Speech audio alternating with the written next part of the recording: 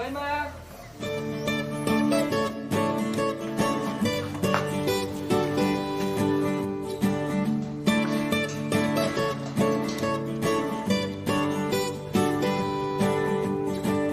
Di ko akalain na sinabi ko ang kinalalagyan ngayon. Para bang isang bagyong may lakas na signal number 4.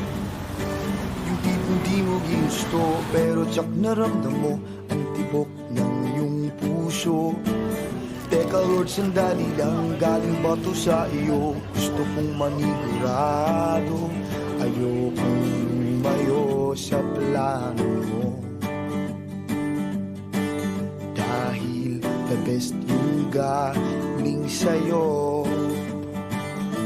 Ayokong lumayo sa kalooban mo.